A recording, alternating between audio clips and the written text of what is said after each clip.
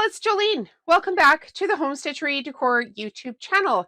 If you're new here, I'm Jolene. I'm from Calgary, Alberta, Canada, and I sell modern farmhouse home decor, and I teach what I do here on my YouTube channel. If you're not new here, welcome back to the channel, and I guess you're all kind of wondering what the heck is going on with this.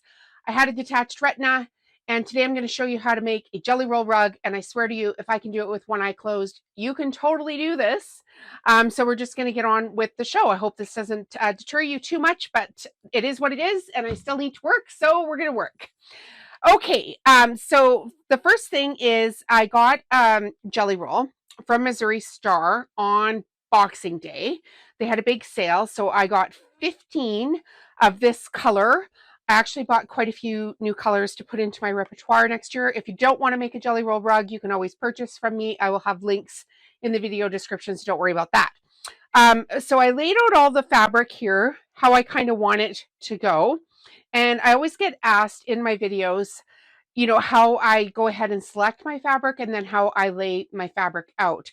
I did do a jelly roll rug tutorial like, I don't know, 4 or 5 years ago now. It's got 30,000 views on it. But of course, because I've been in business so long, I have learned a few things along the way. So I'm going to share those tips with you here today too. So the first thing I do when I get a new jelly roll is I, take the wrapper off, throw that over there somewhere, and I open it up. And even though you see it online, it's kind of like, well, you don't really know until you know. And this one is quite pretty. It's got all kinds of colors of oranges and greens. And then it goes into black, and the oranges, the greens, and the black all coordinate together. And there's some coral colors in here as well. So what I like to do is lay my jelly rolls out just by color. And I always try to have something as an accent color in the center of the jelly roll. So this is going to be my first one. And then I go to some more neutrals, and then I blend in lights and darks. The thing with lights and darks is you never want to just do light and then dark and then light and then dark, because when you're sewing the rug around, all of the colors will migrate to one end of the rug. I do have some rugs that are like that, and I've done them on purpose because I do have some clients that like more arty kind of rugs, but I personally don't like them. I don't recommend doing it. Just the markets that I sell in, I know those ones will sell too, so I will mix them in, and you can see them on my website. So essentially, I try not to do light and then dark. So I've got, quite a few lights here. I'm sorry, a light, quite a few neutrals, a light, a dark, a light, a dark, neutrals again, a light, a dark, and I'm actually going to switch these two around just so I don't have that problem. And then I like to have it kind of fade to dark onto the outside of it. Now, this is a new pattern that I'm going to try to do. Sometimes I just, go light, dark, light, dark, light, dark. But I actually want to try to do something different with this rug today. So whatever I've laid out here for the light, dark colors, I'm just going to pick up the whole bundle. There's actually 3 strips here right now. So my rug is going to be 3 strips in the center. Then the next one is 3 strips. And the next one is also 3. Sometimes with these rugs, you'll get them with 2s. This is now a 2. And then back to 3. So they mix up the colors, 2 or 3 strips per jelly roll. And I don't know why they do that. Sometimes I would prefer if they just give you 2 or 3 of each color, but that's the way it is. All right, so this is a pre-cut jelly roll.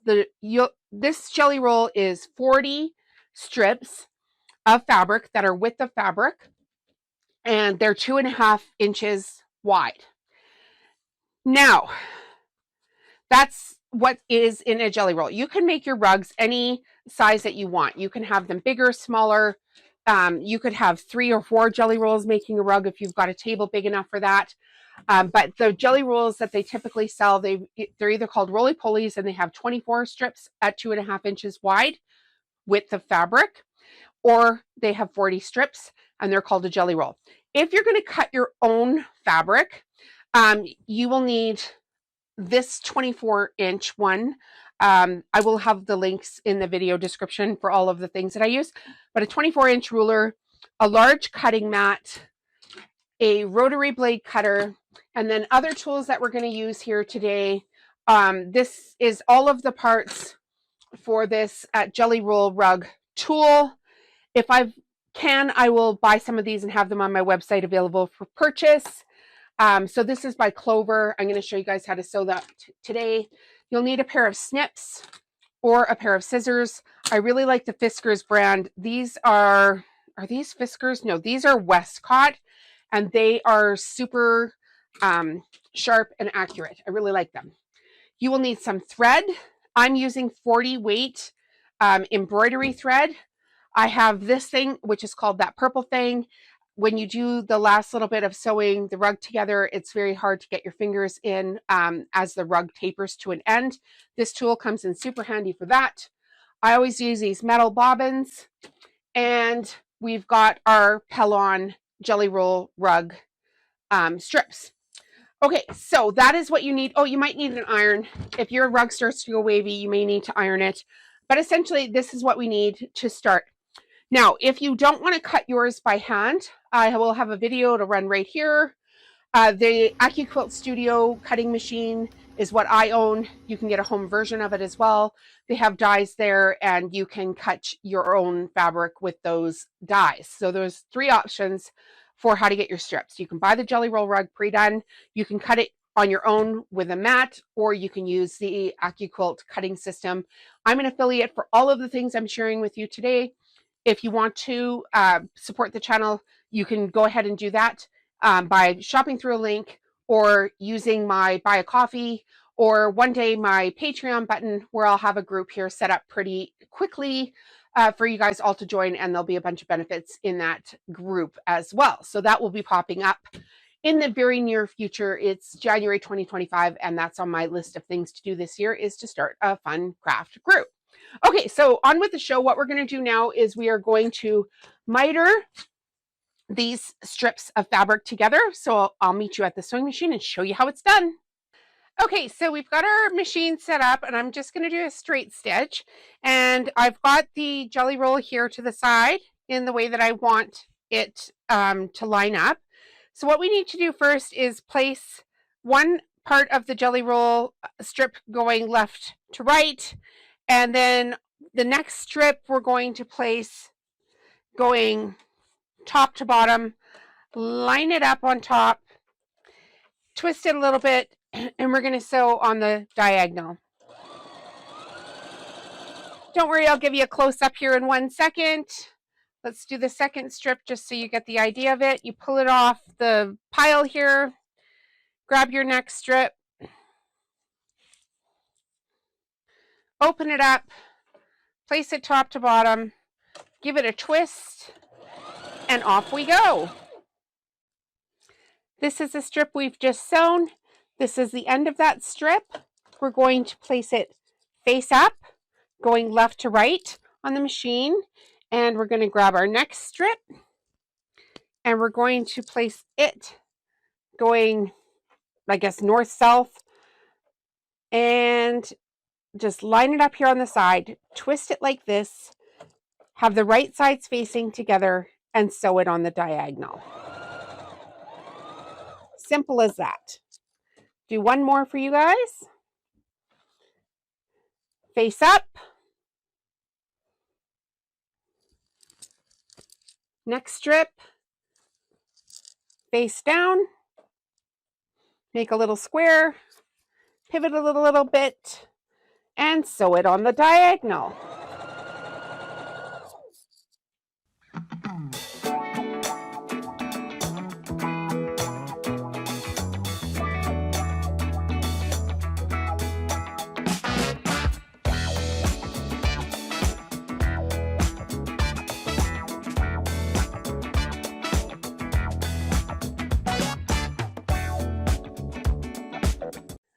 Okay, so once we have our strips all sewn together, they look like this. I just grab an end, and what I do first is trim off the selvage edge of the first one. I always have a little bowl right next to me that I can use for garbage.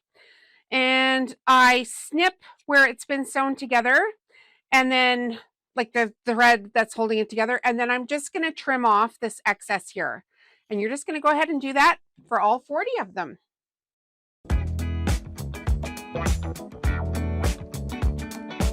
Okay, so we've got our clover tool here, and you've cut the selvage off of this edge. Put your batting down, you know, a good 3/4 to an inch from the start.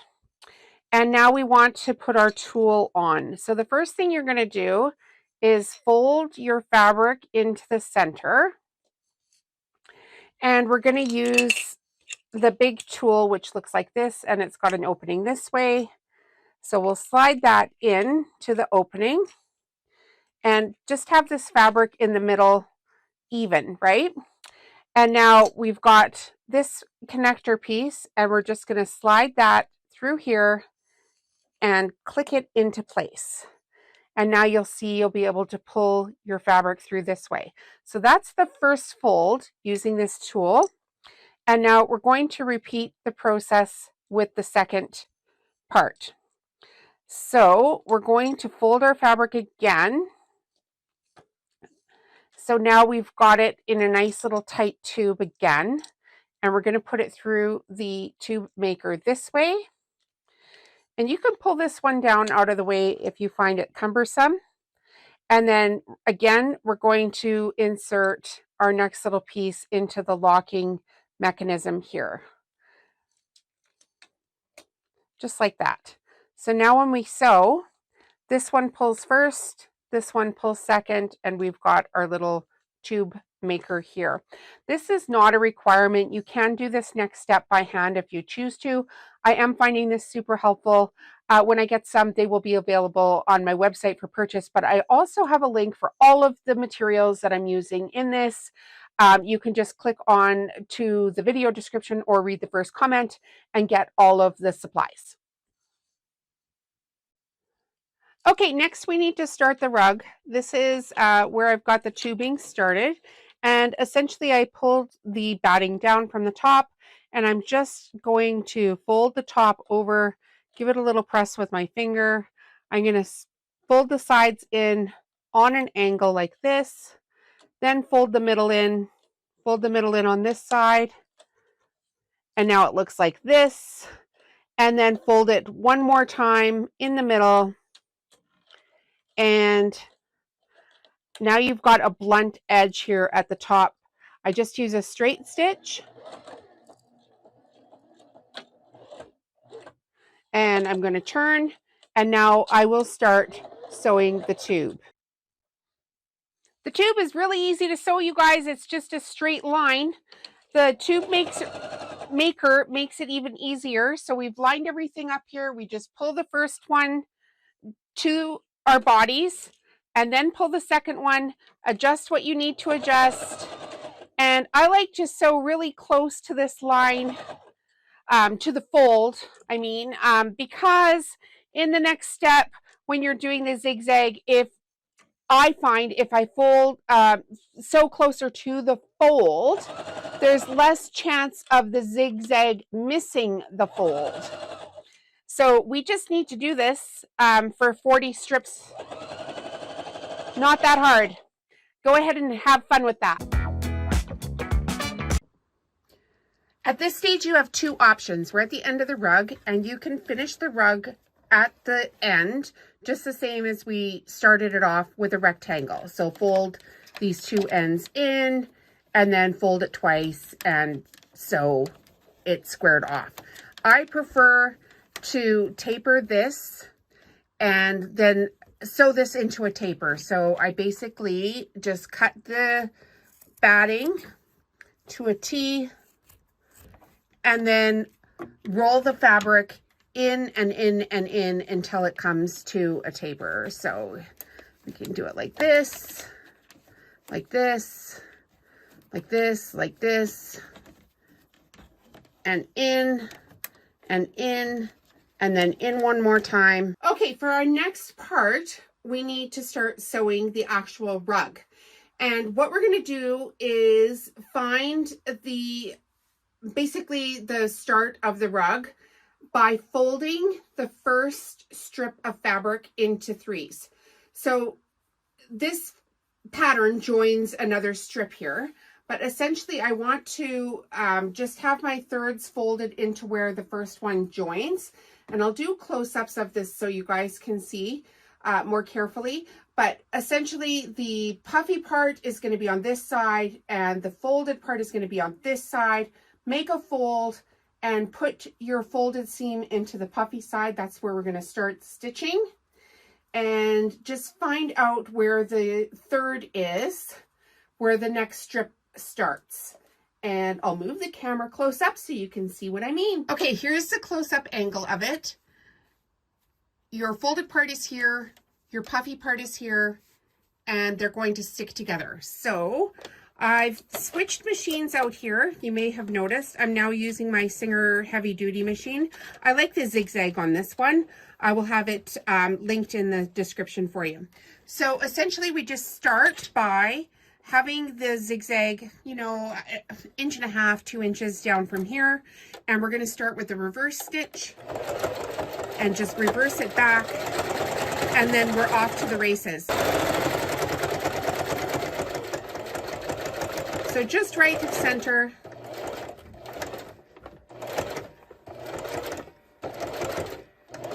And around and around and around we go. Now, if you do find that your rug is waving one way or the other, make sure you take it out, rip it out.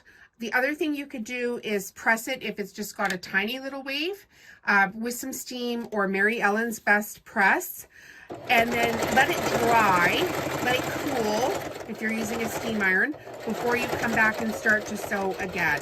So as you can see, if we squish on the inside, the outside lays flat.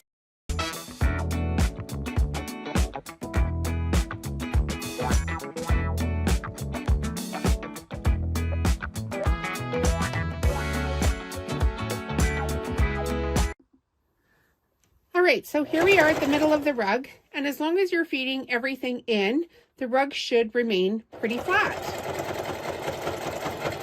Just don't push this and don't pull that or the other way around. Let the machine do the work. Go slow until you learn how much your machine can take.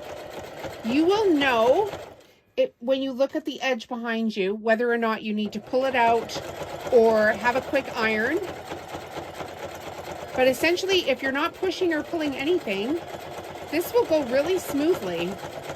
And it also helps to have a very flat table. I like the inset of this machine. And you can buy one of these tables. I'll put the link in for Amazon. But if you can't afford the table, you could always put your machine, you know, level with some folding plastic tables as well and do it that way. Or stack up some books. Anything that will just keep everything nice and flat. So you see how I have a little tiny little wave here? All I'm going to do to recover from that is to just go even slower with the next rung that's coming in. It helps too if you're not going very fast. The faster you go with this project, the bigger problems you're going to have to start off with. But essentially, I can recover now from anything I've done just because I've done so many of these. So I'm going to sew this a few more strips around here, and then I'll show you what to do when the rug gets really heavy.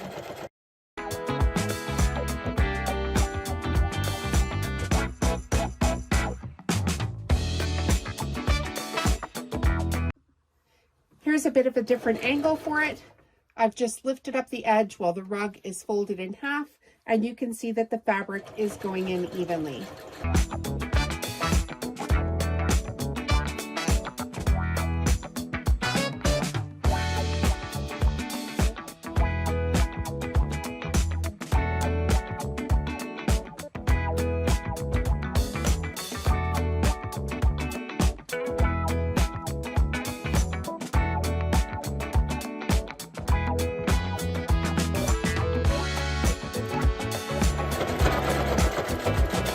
finishing up the last couple of colors on this rug. So we are coming up to the end of our Jelly Roll rug. And the biggest problem here you're going to have at the end is making sure that this gets in nice and tight without sewing your fingers off. So I have this thing called the purple thing, and essentially it's got this little scoop here and a flat edge here. And I like to use the scoop edge just to hold the fabric down. And then when I get to these last couple of stitches, I can actually push it in just to make sure that I'm getting it right. And then I change my zigzag to a smaller zigzag, and I just go back and forth on the end a few times, and then I switch this down to 0 and do a back and forth stitch a little bit, and then there we have it. Okay, so flip your rug over and just have a boo, and if you have anything like this, just go back and zigzag it. So start with a straight stitch so it's not, you know, a big chunky zigzag, and zigzag this down.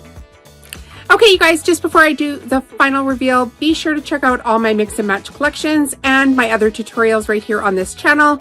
I have tons of rugs in stock ready to go. So check them out. If you think you want one delivered, I can manage that for Canada and USA orders. And now the reveal. And here we have it. The brightest orange and black rug I have ever done. It's so pretty. Thanks for watching my tutorial. We'll see you in the next one. Have a great day.